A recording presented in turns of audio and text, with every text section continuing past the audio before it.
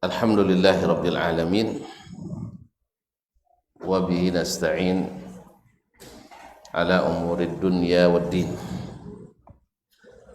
Ashhadu an la ilaha illallah wahdahu la syarika lah waliyus salihin wa khaliqul khalqi ajma'in wa razikuhum wa ma min dabbatin fil ardi illa 'ala Allah rizquha wa ya'lamu mustaqarraha wa mustawda'aha kullun fi kitabim mubin.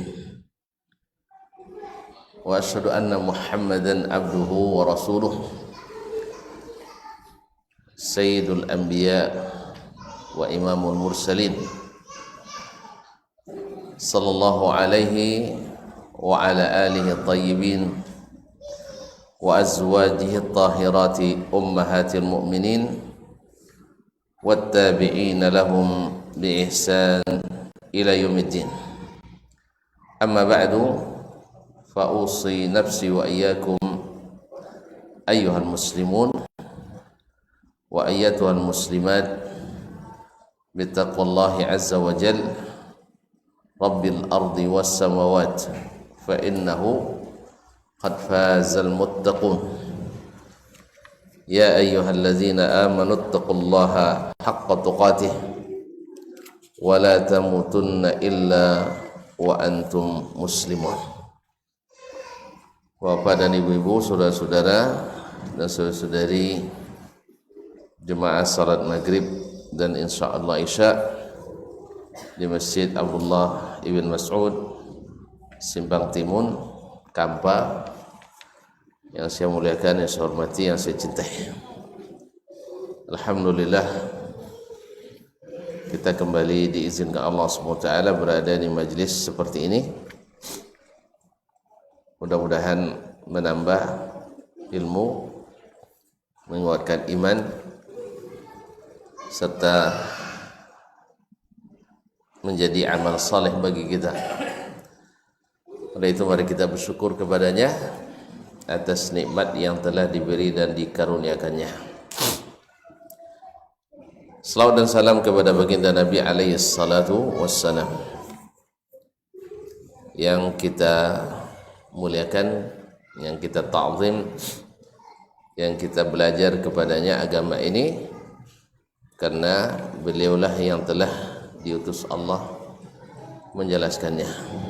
Semoga salawat dan salam bersambung pula kepada anak istri, keturunannya, serta para sahabat yang setia bersamanya, dan para tabi'in dan siapapun yang mengikuti dengan baik sampai hari kiamat.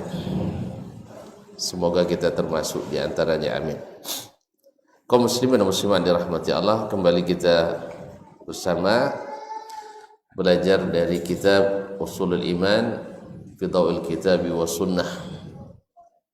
Semoga Allah melimpahkan pahala dan rahmat kepada seluruh penulisnya. Kita sudah masuk pada pembahasan yang ketiga dari bab ini, yaitu qawaid fi babil asma'i was sifat. Kaidah dalam mempelajari atau imani al-asma, nama-nama, was-sifat dan sifat-sifat Allah. Kita sudah bahas dua kaidah pada pertemuan sebelum ini. Al-qaidatul ula, al-qawlu fis sifati kal qawli fiz zati, yaitu berbicara tentang sifat sama dengan berbicara tentang zat Allah tabaraka wa ta'ala. Sebagaimana laisa kamitslihi syai'un bi dzatihi, tidak ada yang menyerupainya sesuatu pun pada zatnya. Demikian juga laisa kamitslihi syai'un fi sifatihi, tidak ada yang menyerupai Allah Subhanahu wa taala dalam sifat-sifatnya. Oleh sebab itu, ketika kita mengisbat zatnya, wajib pula mengisbatkan sifatnya. Kenapa? Karena kita mengisbat zatnya dengan dalil Al-Quran dan hadis. Demikian pula kita mesti menerima sifatnya dengan dalil yang sama. Jadi tidak boleh dibeda-bedakan. Taib, yang kedua, kaidah yang kedua, al-qawlu fi ba'd as-sifat kal-qawli fi ba'd al-akhar. Berbicara tentang sebagian sifat sama dengan berbicara tentang sebagian yang lain. Kalau diterima sifat Allah seperti al-ilmu atau seperti al-qudrat wal iradah, demikian pula kita harus menerima sifat Allah semisal mencintai, memurkai, meridai dan lain-lainnya. Ma'asyarul kiram dirahmati Allah. Karena apa? Karena kita menerimanya juga dengan dalil Al-Quran dan hadis. Dan oleh sebab itu maka kita wajib pula mempercayai sifat tersebut dengan dalil Al-Quran dan hadis juga. Ini kaidah kedua. Al-qaidatu tsalitsah, kaidah yang ketiga, al-asma'u was-sifatu tauqifiyah. Nama-nama dan sifat-sifat Allah adalah bersifat tauqifiyah. Maknanya adalah seperti akan disyarahkan, hanya bisa diketahui dengan dalil naqli, tidak dengan dalil aqli. Saya ulangi bahwa al-asma' was sifat itu adalah tauqifiyah. Adalah tauqifiyah, tidak bisa diketahui dengan dalil aqli, dengan dalil akal, tetapi dengan dalil naql, yaitu dengan wahyu. Qala al-muallifun, para penulis mengatakan asma'ullahi wa sifatuhu tauqifiyah. Nama-nama Allah dan sifat-sifatnya bersifat tauqifiyah. Artinya tidak bisa diketahui kecuali melalui dalil. La majala lil aqli fiha. Tidak ada peluang akal dalam masalah ini. Untuk mengetahui sifat Allah tidak bisa diakal-akali, tidak bisa mengandalkan akal. Ma'asyarul kiram dirahmati Allah SWT. Wa ala hadza, oleh sebab itu ya fayajibul wuqufu fiha ala ma jaa bil kitab was sunnah. Karena itu wajib dalam menetapkan ini mendapatkan dalilnya dalam Al-Quran dan Sunnah, dalam apa yang datang dengannya Al-Quran dan Sunnah. Fala yuzadu fiha, tidak boleh ditambah, wala yunqasu, dan tidak dikurangi. Lianna al-aqla la yumkinuhu idraku ma yastahiquhu Allah Ta'ala min al-asma'i was sifat, fawajib al-wuquf ala an-nass. Karena akal tidak mungkin memahami, mengetahui apa yang berhak Allah miliki dari nama-nama dan sifat-sifat. Gimana kita akal? Karena akal itu hanya bisa merangkum sesuatu yang terlihat dan terdengar, terasa dan terjangkau, ya kan? Karena dia tidak bisa mengada-ngada. Fawajib al-wuqufu ala nas, maka mesti berhenti pada nas, tidak boleh dilampaui. Qala ta'ala wa la taqfu ma laysa laka bihi ilmun innas sam'a wal basara wal fuada kullu ulaika kana anhu mas'ula. Jangan ikuti sesuatu yang kamu tidak berilmu tentang itu. Tidak ada ilmunya. Jangan ikuti sesuatu yang kamu tidak berilmu tentangnya. Innas sam'a wal basara wal fuada kullu ulaika kana anhu mas'ula. Karena pendengaran, penglihatan dan hati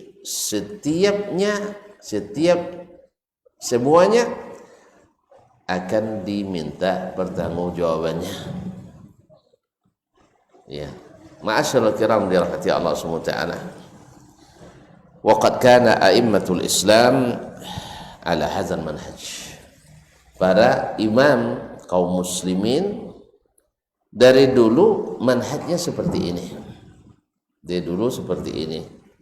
Tidak mereka-reka, tetapi berdasarkan dalil-dalil Al-Quran dan Sunnah. Ini manhaj para ulama. Qala al-Imam Ahmad rahimahullah, Imam Ahmad rahimahullah berkata, la yusafullah, Allah tidak boleh disifati illa bima wasafa bihi nafsahu, kecuali dengan sifat yang ia sifatkan dirinya dengannya.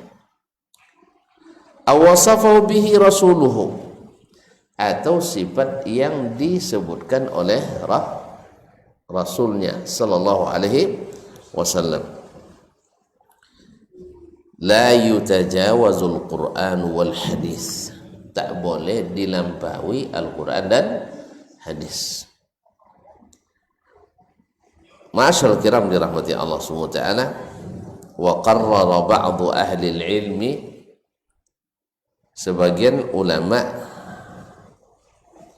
menetapkan annal ilma, atau merumuskan annal ilma bisyai'i hatta yumkina wasfuhu lahu thalatha turuq, bahwa mengenali sesuatu, ya, mengenali sesuatu sampai bisa menyebutkan sifatnya dengan benar melalui salah satu dari 3 cara, seperti yang sudah sering kita ulang-ulang.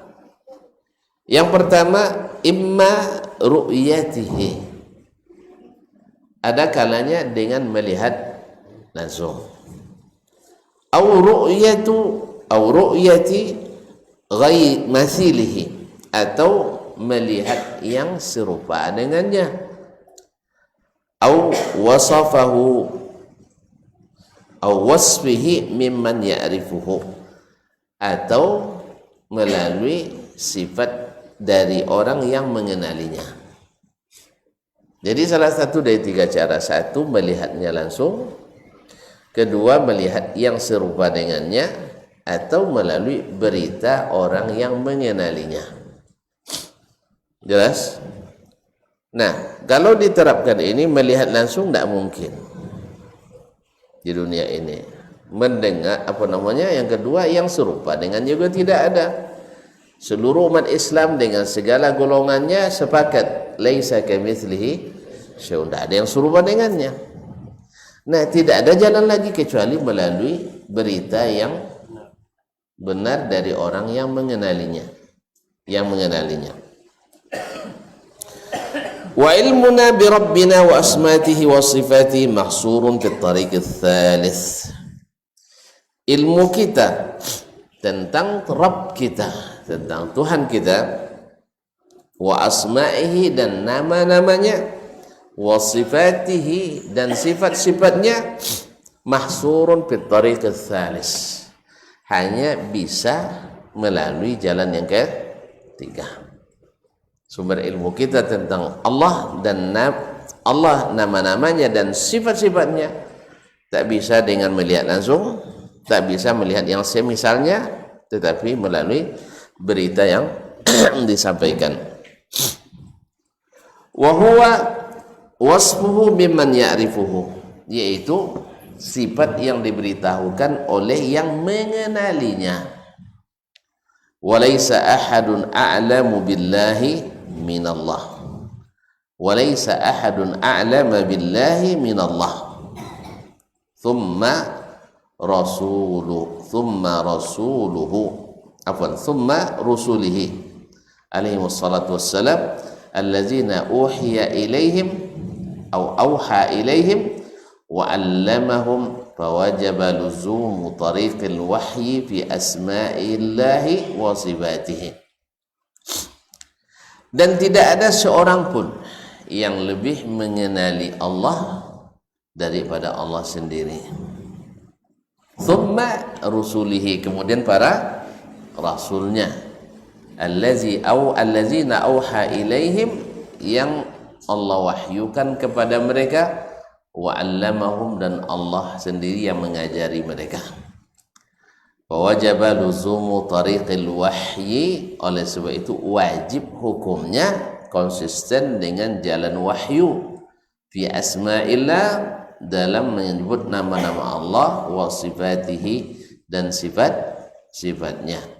Izlam nara rabbana fid dunya, karena kita belum melihat Rabb kita di dunia. Wa nasifuhu, sehingga kita bisa mensifatinya.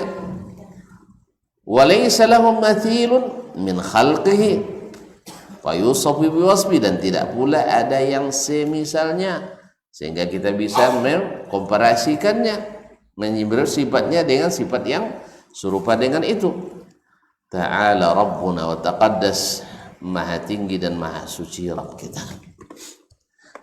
Ini kaidah ketiga, bahwasanya asma'ullah wa sifatu tauqifiyah, mesti melalui dalil naqli, tidak bisa dengan dalil akal.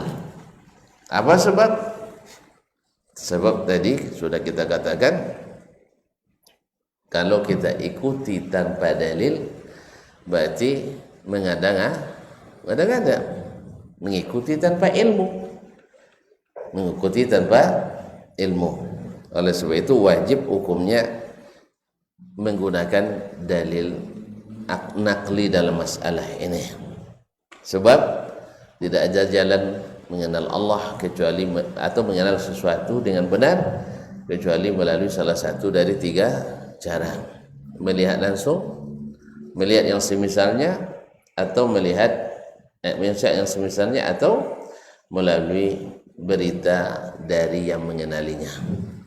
Jalan pertama buntu, jalan kedua sesat, jalan ketiga ini yang benar, karena tidak ada yang mengenali Allah lebih daripada dirinya sendiri. Oleh sebab itu wajib mengimani segala yang diberitahukannya tentang dirinya. Nah, merubah-rubah itu termasuk pengingkaran terhadap apa yang Allah beritahukan. Jadi kalau ada yang mengingkari dengan akalnya, tidak masuk di akalnya, bukan masalah tidak masuk akal, tapi karena akalnya sudah banyak semak-semaknya, maka tidak tumbuh dia. Makanya semak-semak itu harus dihilangkan sehingga tauhid itu cepat tumbuh dan subur. Ma'asyil kiram dia. Ini yang logis. Tidak mungkin mengenali sesuatu kecuali melalui salah satu dari tiga. Melihatnya langsung tidak bisa di dunia. Melihat yang serupa dengannya, tidak ada yang serupa dengan Allah. Nah, sekarang Allah sendiri yang memberitahukan kepada kita tentang dirinya, lalu kita tolak karena tidak sesuai dengan yang kita inginkan. Nah, ini namanya tongkol kepada Allah Tabaraka wa Ta'ala.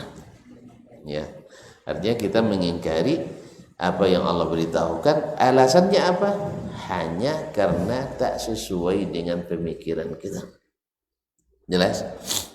Sedangkan yang sesuai dengan mereka, as-salafus salih, bagi mereka itu sesuai, maka mereka terima. Apa sebab? Karena akal mereka belum berisi lagi dengan teori-teori ilmu orang di luar Islam yang masuk ke dalam agama Islam, diadopsi kemudian diislamisasi, sehingga akhirnya menjadi sebab-sebab umat ini bermacam-macam aliran di dalam beragama.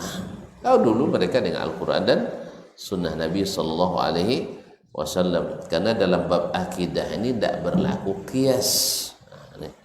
Ini kadang-kadang nih sebagian yang setengah paham ketika kita sebut tidak berlaku qiyas, dikiranya kita tidak pakai qiyas. Kita bicara dalam bab akidah, bukan dalam bab bab fikih, bab hukum. Kalau bab hukum sudah kita bicarakan dalam kitab Ar-Risalah, ada kajian Ar-Risalah, silakan dirujuk ke sana, tapi sabar ngikutinya, sudah edisi keberapa. Nah, jadi qiyas itu sunnah Nabi SAW, tapi dalam bab akidah Nabi tidak menggunakan qiyas untuk mengenal Allah Subhanahu wa taala. Allah musta'an. Baiklah kaum muslimin dan muslimat dirahmati Allah Subhanahu wa taala. Cuman kadang-kadang yang membuat yang mengklaim setengah paham, yang mengomentari kadang gagal paham. Allah musta'an. Baiklah kaum muslimin dan muslimat dirahmati Allah Subhanahu wa taala. Kaidah yang keempat. Yang ketiga ada paham tadi, kok ada monung nampaknya. Monung paham atau monung tak paham? Paham kan? Bahwasanya sifat Allah tak bisa diketahui dengan akal, tapi diketahui dengan wahyu. Taib, itu tak guna nanti akal memahami. Kalau tidak ada akal, tidak paham tuan. Ya, kalau tidak berakal bisa paham? Tidak. Yang kita maksud dengan akal itu, maksudnya mendahulukan akal dari wahyu. Pokoknya setiap wahyu datang wajib sesuai dengan akal, itu yang kita maksud. Tidak. Jelas tak? Kalau diwajibkan sesuai dengan akal, kemudian akal siapa dulu? Alhamdulillah akal saya siap. Kalau akal saya menerima semuanya. Al-Quran dan hadis adalah lebih daripada pendapat siapapun. Sampai-sampai Imam Ahmad katakan hadis dhaif lebih kuat dari pendapat orang. Walaupun Imam Ahmad tidak berhujjah dengan hadis dhaif. Ini sebagian gara-gara pendekatan itu mengklaim pula bahwa Imam Ahmad memakai hadis dhaif sebagai hujjah. Itulah subhanallah ya. Kaum muslimin dan muslimat, memang ahli subuhat itu apa bisa jadi subuhat. Imam Ahmad mengatakan hadis dhaif lebih kuat daripada pendapat. Bukan maknanya hadis dhaif itu jadi hujjah, tapi maknanya adalah saking lemahnya pendapat itu sampai-sampai hadis dhaif yang tidak hujjah lebih kuat daripadanya. Nah, kalau hadis dhaif saja tidak hujjah, pendapat apalagi? Paham Ustaz? Belajar mustalah wal yasur. Kaum muslimin muslimat. Hadis dhaif menurut Imam Ahmad tidak hujjah. Jelas? Tetapi dibanding dibanding pendapat orang, logika orang, retorika orang, hadis dhaif lebih kuat. Nah, kalau hadis dhaif yang tidak hujjah lebih kuat dari pendapat, berarti pendapat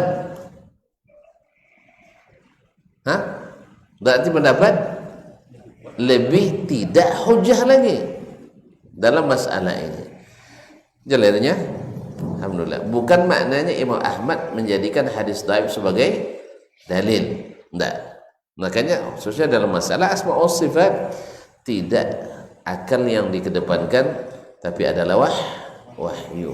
Dan siapa yang memahami wahyu dan mengikutinya, pasti akalnya lebih cerdas daripada yang tidak mengikuti wahyu. Kemana tidak? Karena yang menggunakan akal mengikuti wahyu berilmu, yang menggunakan akal membelakangi wahyu tidak berilmu, hanya berpikir. Maka sering kita ucapkan bahwasanya orang yang berilmu mesti berpikir, tapi orang yang berpikir belum tentu berilmu. Jelasnya, awak tidak sekolah lebih berpikir, itu ada ilmu? Kan tidak ada, kan tidak ulamanya lah. Jadi yang namanya kan berilmu, sawah bahasa Arabnya ulama. Setiap ulama mesti berpikir, tapi tidak setiap orang berpikir mesti ulama. Tak cair. Ulama tidak berpikir, tua punya paham. Bagaimana dia jadi dapat ilmu kalau tidak berpikir? Jadi ulama itu semuanya berpikir, tapi pemikir tidak semuanya ulama, kecuali dia menuntut ilmu setelah itu. Ma'asyarul kiram dirahmati. Jelas ya? Apa jaliru? Bahwa dalam mengenal nama-nama dan sifat-sifat Allah mesti berdasarkan dalil naqli, bukan dalil akli. Sebab tidak boleh mengada-ngada dalam bab ini. Makanya orang yang mengada-ngada dalam bab asma wa sifat masuk ahli sunnah. Betul? Hah? Orang yang mengada-ngada dalam asma dan sifat masuk ahli, iya, ahli apa? Ahli non sunnah. Taib. Ahli non sunnah. Kalau mengada-ngada, namanya mengada-ngada. Tapi kalau ahlu sunnah tidak memakai as-sunnah. Jelas? Mungkin tentu bertanya, kenapa disebut ahli sunnah tidak ahli Quran? Padahal Quran lebih tinggi dari sunnah. Apa sebab? Karena kalau tidak ada sunnah, Al-Quran tidak bisa ditafsirkan. Nah, itu terus ya. Yang membedakan ahli sunnah dengan yang bukan itu lihat sikap terhadap sunnah Nabi SAW. Ya, kalau Al-Quran tidak mungkin kita tidak ada yang beriman padanya. Semuanya pasti menerimanya. Tapi kalau sunnah ada sebagian yang tidak menerimanya. Tafsir sunnah itu tidak terimanya. Maka ini yang membedakan ahli sunnah dengan yang bukan ahli sunnah. Ini kadang-kadang ada pula yang klaim kalau lempa campur-campur asli tu, kalau tak campur tak asli. Lucu ya.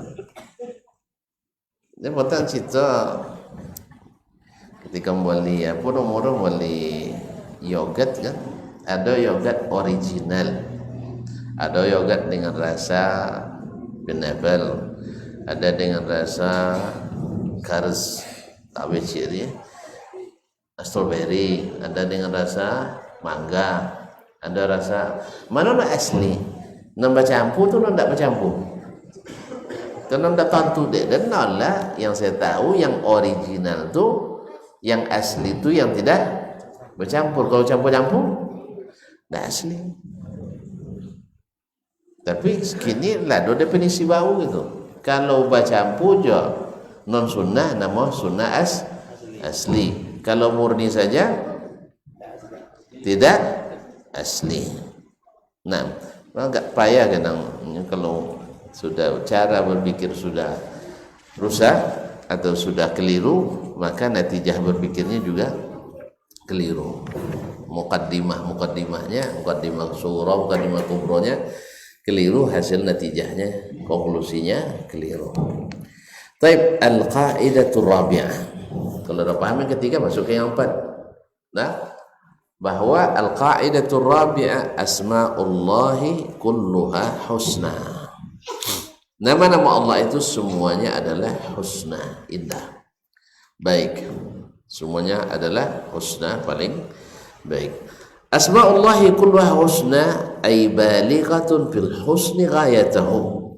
Nama-nama Allah semuanya adalah amat baik, artinya sampai pada puncak kebaikan, puncak keindahan. Ai balighatun fil husni ghayatahu, sampai ke paling indah. Qala ta'ala walillahil asma'ul husna. Allah berfirman, Allah memiliki nama-nama yang husna. Al-Arab 180. Wa dzalika lidalalatiha ala ahsani musamma. Karena nama ini digunakan, dipakai oleh ya sebaik-baik yang punya nama. Siapa? Allah tabaraka wa ta'ala. Wa asyrafi madlulin, dan semulia-mulia yang ditunjukkan dengan nama ini. Wa huwallahu azza wa jalla, yaitu Allah azza wa jalla. Wa li'annaha, sebab kedua. Ini sebab pertama tadi karena digunakan untuk mengenalkan Allah tabaraka wa ta'ala. Yang kedua, wa li'annaha mutadamminatun li sifatin kamilah. Karena nama itu mengandung sifat-sifat yang sempurna. Nama-nama itu mengandung sifat-sifat yang sempurna, la naqsa fiha biwajhin minal wujuh, yang tidak ada kekurangan padanya sedikit pun dari sisi manapun. La ihtimalan wala taqdiran, tidak berdasarkan kemungkinan dan tidak pula berdasarkan perkiraan. Ma'asyiral kiram dirahmati Allah Subhanahu wa taala. Jadi dua sebabnya kenapa nama itu paling indah, paling mulia, paling tinggi, paling baik. Karena apa? Satu, yang menggunakannya adalah Allah Taala. Yang kedua, digunakan untuk mengenalkan kepada Allah SWT. Yang kedua adalah nama itu mengandung sifat yang sempurna. Sifat yang sempurna. Misalnya nanti di antara nama Allah adalah Allah sempurna. Kemudian Al-Aziz, yaitu yang maha perkasa. Berarti Allah memang maha kuat dan perkasa. Ar-Razzaq, yang maha pemberi rezeki, dan semua rezeki daripadanya. Al-Malik, yang berkuasa, Raja, semuanya adalah di bawah kepemilikan Allah Tabaraka wa Ta'ala. Misalnya zalik, misalnya Al-Hayyu, yaitu sifat atau nama Allah Al-Hayyu, wallahu alladzi la ilaha illa huwal hayyul qayyum. Ismun min asma'illahi ta'ala. Al-Hayyu, nama dari nama-nama Allah yang maha hidup. Mutadamminun lil hayatil kamilah, yang mengandung makna kehidupan yang sempurna. Allati lam tusbaq bi'adam wa la yalhaquha zawal, yang tidak didahului dengan tiada dan tidak pula disudahi dengan punah atau tiada. Tidak bermula dan tidak berakhir, yaitu hayat yang tidak bermula dan tidak berakhir. Kalau makhluk ada mulanya, ada akhirnya. Al-hayatul mustalzimah li kamal as-sifati min al-ilmi wal qudrati was sam'i wal basari wa ghairiha. Kehidupan yang mustalzimah, yang mengharuskan kesempurnaan sifat-sifat yang lain seperti ilmu. Jadi Allah maha hidup dan maha berilmu. Wal qudrah, maha kuasa. Was sama', mendengar. Wal basar, melihat. Wa ghairiha. Wa misalun akhar, contoh yang lain, al-ilmu ismun, al-alim afwan, al-alim ismun min asma'illahi ta'ala. Al-alim, yang maha mengetahui, nama di antara nama-nama Allah. Mutadhamminun lil ilmil kamil, yang mengandung makna ilmu yang sempurna. Allazi la yusbaq bi jahl wa la yalhaquhu nisyan, yang tidak diawali dengan tidak tahu dan tidak pula disudahi dengan lupa. Jadi ilmu Allah ya tidak diawali dengan tidak tahu dan tidak pula disudahi dengan lupa. Qala ta'ala, ilmuha 'inda rabbi fi kitab la yadhillu rabbi wa la yansa. Ya, ilmu tentang kiamat itu di sisi Rabbku dalam catatan kitab Lauhul Mahfuz. La yadhillu rabbi wa la yansa. Rabbku tidak jahil, atau artinya tidak la yadhillu, tidak salah, wa la yansa, dan tidak pula lupa. Taha ayat 52. Al-ilmul wasi' al-muhit bi kulli syai'in jumlatan wa tafsilan, ilmu yang sangat luas yang meliputi segala sesuatu, jumlatan wa tafsila, baik secara garis besar maupun secara perincian. Sawa'an ma yata'allaqu bi af'alihi aw af'ali khalqih, baik yang berkaitan dengan perbuatan-perbuatannya sendiri atau perbuatan hambanya. Kama qala ta'ala, ya'lamu kha'inatal a'yun wa ma tukhfis sudur, maha mengetahui mata yang khianat dan apa yang disembunyikan dalam dada. Ghafir ayat 19. Masuk waktu? Baik, Pak.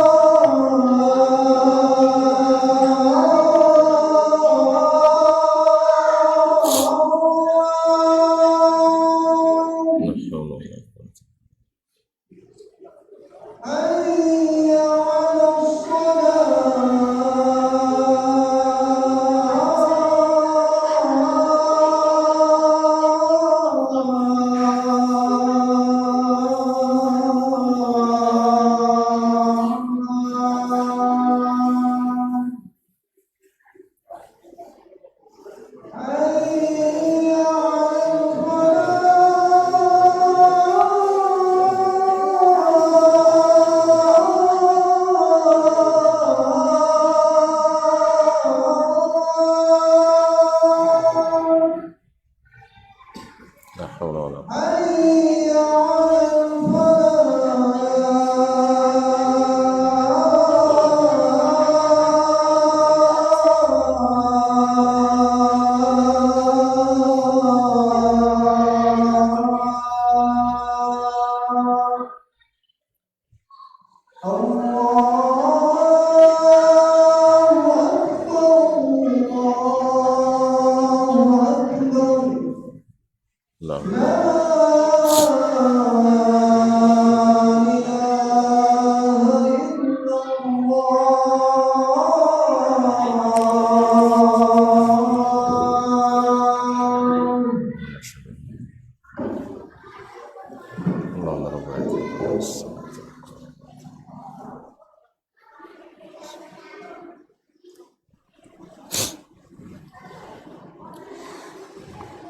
Ma'asyiral muslimin wa muslimat rahimanillah wa iyyakum. Wal husnu fi asma'illahi ta'ala, berkata para penulis rahimahullah, wal husnu fi asma'illahi ta'ala yakunu bi'tibari kulli ismin 'ala al-firad, yaitu al husnu, keindahan dalam nama-nama Allah Ta'ala, yakunu bi'tibari kulli ismin 'ala al-firad, bisa setiap nama secara khusus, wa yakunu bi'tibari jami'il ghairi, dan bisa juga dari sisi dikumpulkan dengan nama yang lain. Fa yahsulu bi jam'il ismi ila akhar kamalun fawqa kamal, sehingga hasilnya dengan mengumpulkan satu nama ke nama yang lain sempurna di atas kesempurnaan. Misalu dzalik, contohnya Al-Azizul Hakim, yang maha perkasa dan maha hikmah. Fa inna Allah Ta'ala yajma'u bainahuma fil Qur'anil Karim fil Qur'ani katsiran. Allah Subhanahu wa taala mengumpulkan kedua nama ini dalam Al-Qur'an, menggandengkan banyak sekali. Fa yakunu kullu minhuma dallan 'ala al-kamalil khas alladhi yaqtadihi wa huwa al-izzatu fil aziz wal hukm al-izzatu afwan wa huwa al-izzatu fil azizi wal hukmi wal hikmati fil hakim wal hukmu wal hikmatu fil hakim. Misalnya adalah Al-Azizul Hakim, maha perkasa, maha bijaksana. Sesungguhnya Allah mengumpulkan keduanya banyak dalam Al-Quran. Fa yakunu kullu minhuma dallan, sehingga setiap nama itu menunjukkan kesempurnaan khusus, allazi yaqtadihi, yang dikehendakinya, wa huwal izzatu fil aziz, yaitu makna keperkasaan dalam nama Al-Aziz yang maha perkasa, wal hukmu wal hikmatu fil hakim, dan hukum serta hikmah dalam kalimat Al-Hakim. Wal jam'u bainahuma dalun ala kamalin akhar, menggabungkan, menggandengkan keduanya menunjukkan kesempurnaan yang lain, wa huwal annal izzata lillahi ta'ala makrunatun bil hikmah, yaitu bahwa izzahnya Allah Subhanahu wa taala disertai dengan hikmah, disertai dengan hikmah. Fa izzatuhu la taqtadi zulman wa jura, keperkasaan Allah tidak mengharuskan dia berbuat zalim atau menzalimi atau berbuat kesalahan.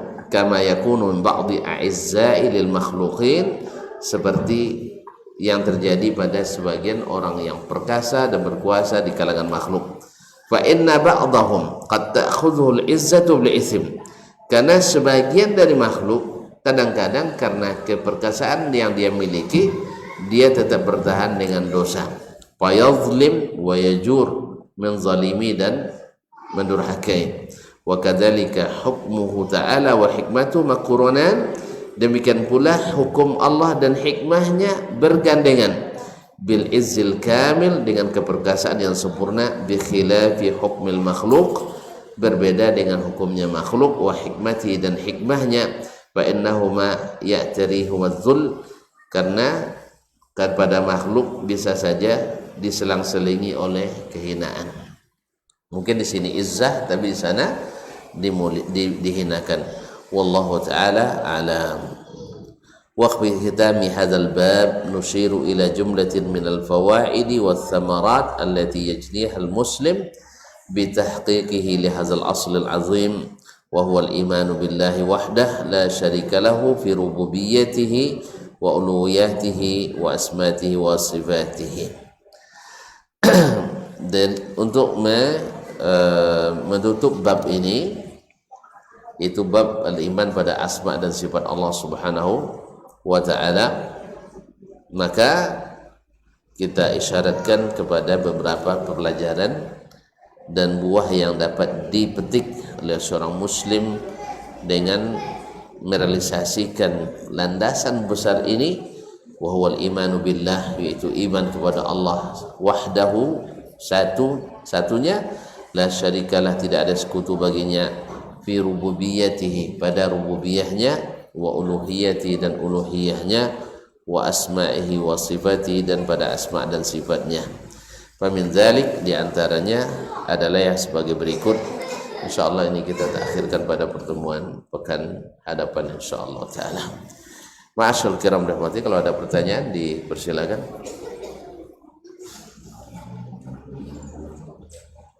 Alhamdulillah.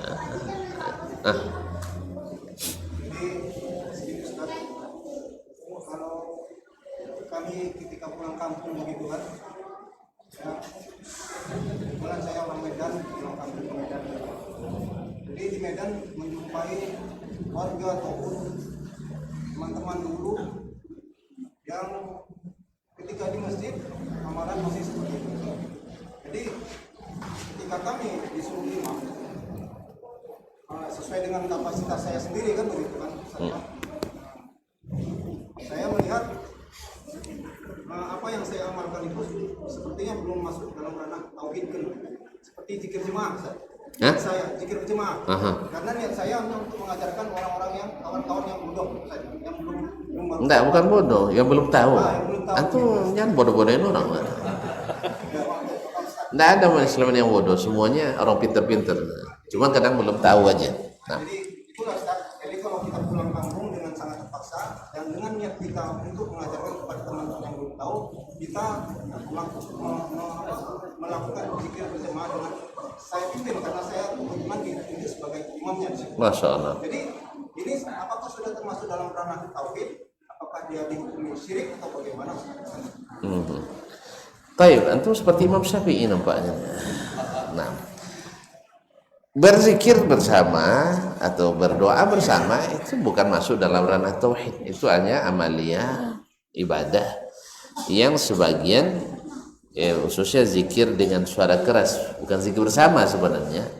Imam Syafi'i bukan maksudnya zikir bersama, tapi maksud Imam Syafi'i itu adalah menjaharkan zikir. Apa namanya? Bagi imam ayyajhara bidzikri liyata'allama al-ma'mumun. Orang yang jadi imam boleh menjaharkan zikirnya supaya makmumnya belajar, supaya mereka tahu zikir seperti apa zikir selesai sholat itu. Wa idza ta'allamu, apabila dia atau jemaah sudah belajar dan tahu, yada atau yatrukuhu, dia tinggalkan menjaharkan itu lagi. Cuman sebagian memahaminya dengan dua pemahaman. Satu, zikirnya beramai-ramai, jama'i. Yang kedua, jadi syarat pula dalam mazhab Syafi'i bahwa zikir jama'i syarat menjadi ikut mazhab Syafi'i. Buktinya kalau nak jadi imam di masjid-masjid yang khusus misalnya wajib zikir karih. Tahu zikir karih? Wajib zikir dijaharkan. Nah, ini sebenarnya pertama menyimpang dari apa yang diinginkan oleh Imam Asy-Syafi'i rahimahullah ta'ala. Yang kedua juga berbeza dengan ghalibnya zikir Nabi SAW selesai salat. Cuma kalau untuk melakukan itu dengan niat yang tadi, insya Allah tidak apa-apa. Bagus itu untuk mengajarkan kepada jemaah. Cuman siap-siap aja dituduh oleh kawan-kawannya, ada berubah sampai pulang kampungnya kan. Biasalah orang menuduh. Yang penting kan kalau dituduh dengan tuduhan yang tak ada pada kita, tidak perlu risau. Ya kan? Antum dituduh udah berubah padahal tidak berubah kan? Enggak usah biasa aja.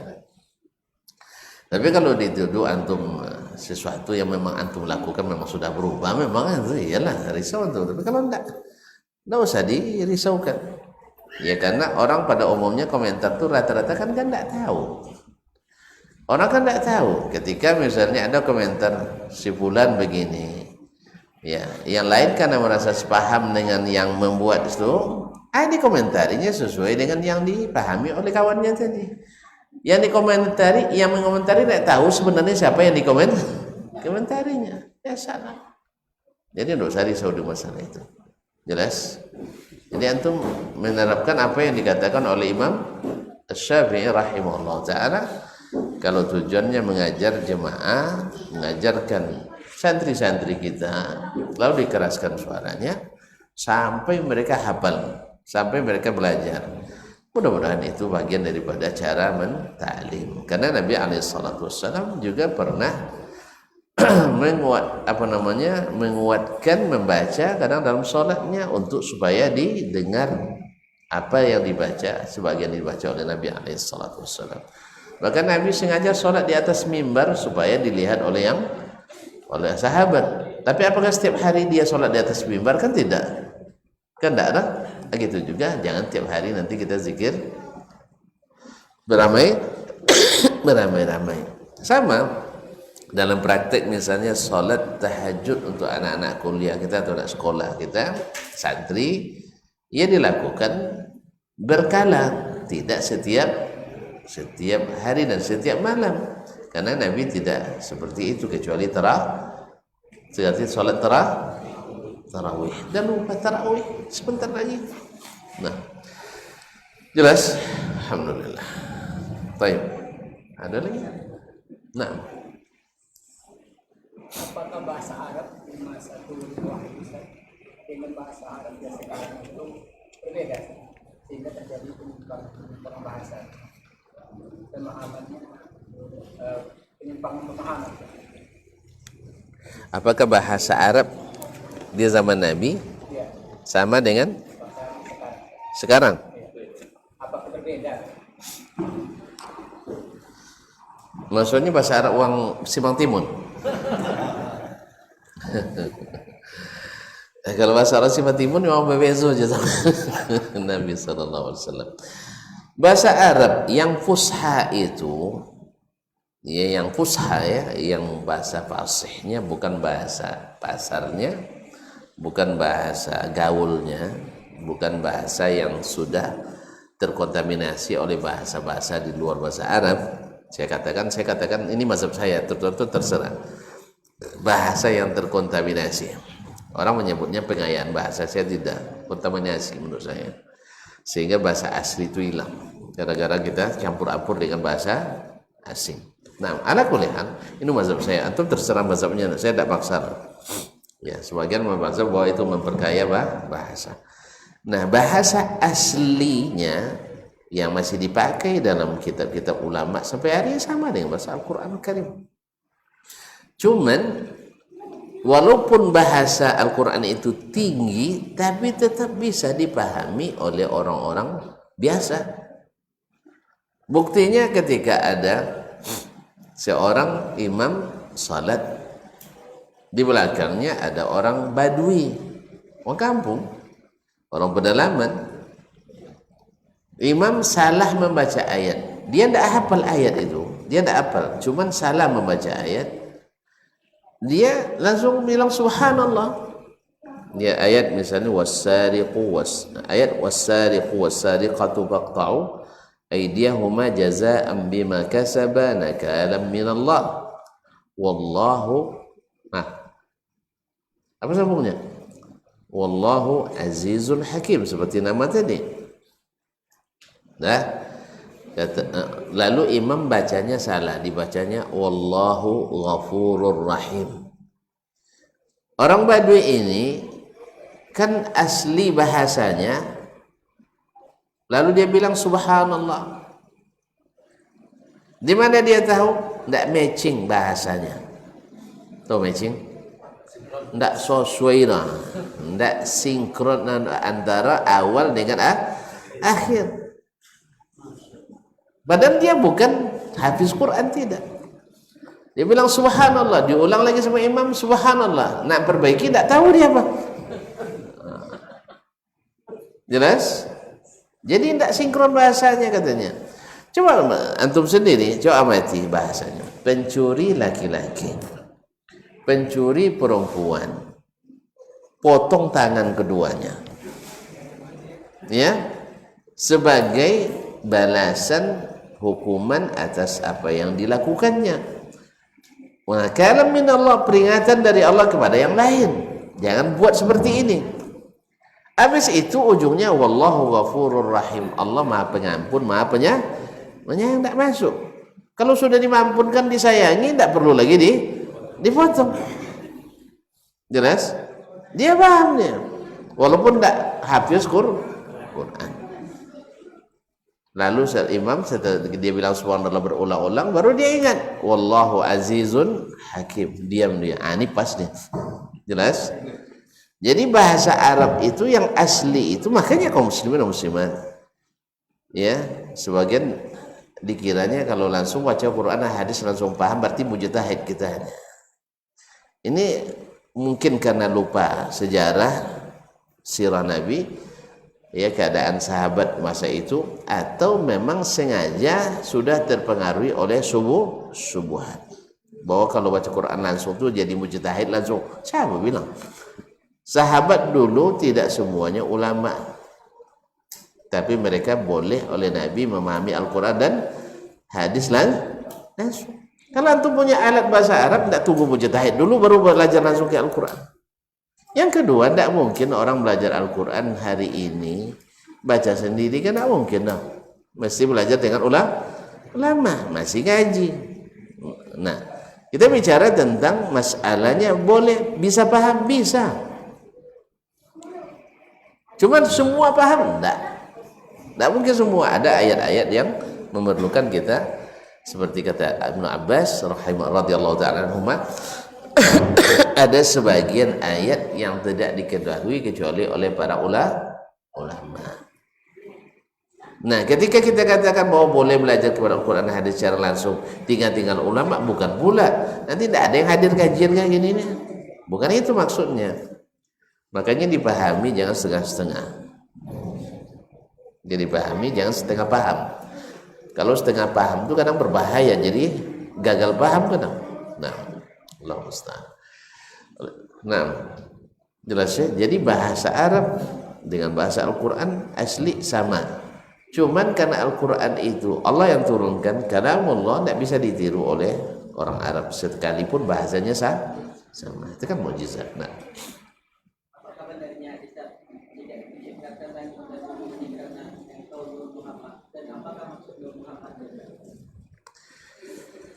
subhanallah, antum suka dengan nur-nur kayak. Nah, kaum muslim. Gara-gara itu semuanya lahir hadis-hadis banyak. Pokoknya semua hadis tentang Nur Muhammad tidak ada yang sahih satu. Tidak ada satu pun yang sahih.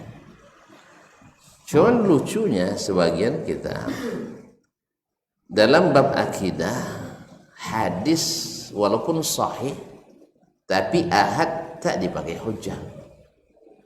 Ini kan selalu diucapkan oleh para saudara-saudara kita yang mengaku berilmu itu, hadis ahad tak jadi hujjah dalam bab akidah. Tapi lucunya hadis palsu jadi hujjah. Mimpi jadi hujjah. Pemikiran jadi hujjah. Di mana kita nak mengatakan ini ahli sunnah. Nah, hadis sunnah sahih, tapi gara-gara dia tidak mutawatir, ini tidak bisa jadi hujjah dalam masalah akidah. Oleh sebab itu, hadis bahwa Nabi Adam ketika berdosa, lalu dia pergi sujud ke aras. Nah, kan ini kan tidak percaya juga Allah di atas aras, berarti Adam sujud ke aras, sujud ke makhluk, syirik dia. Ya kan? Dia sujud di kat aras itu sujudnya ke aras atau ke Allah Ta'ala? Menurut kau tuntut sujudnya ke aras atau ke Allah Ta'ala?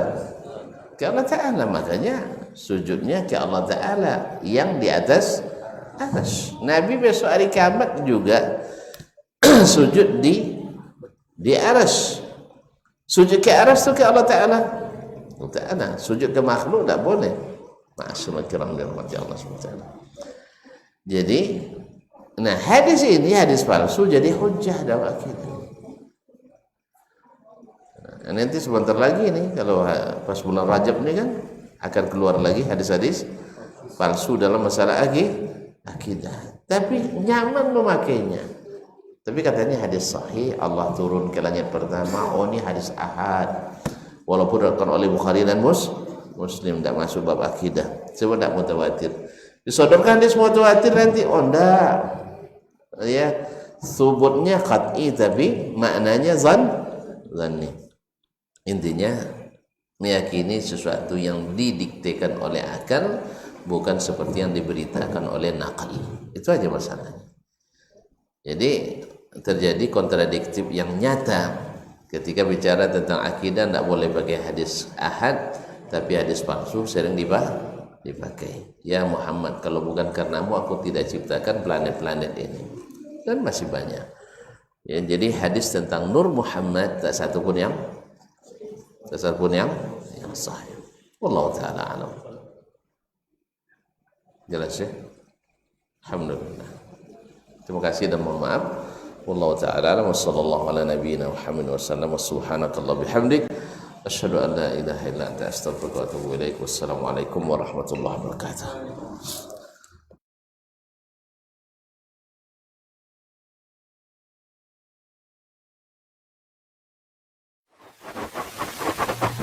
Barometer amal kita saleh tak salehnya di salat kita. Bila salat kita ikhlas dan sesuai dengan sunnah Nabi SAW, maka insya Allah amalan yang lain mengikut.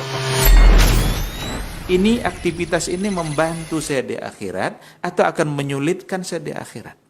Kalau seandainya perbuatan itu ternyata akan menyulitkan kita di akhirat kelak, tinggalkan perbuatan itu. Anta ni'mal jund. Kamu adalah sebaik-baik prajurit. Coba lihat. Kamu adalah sebaik-baik prajurit. Maka tujuannya adalah menghancurkan kehidupan rumah tangga.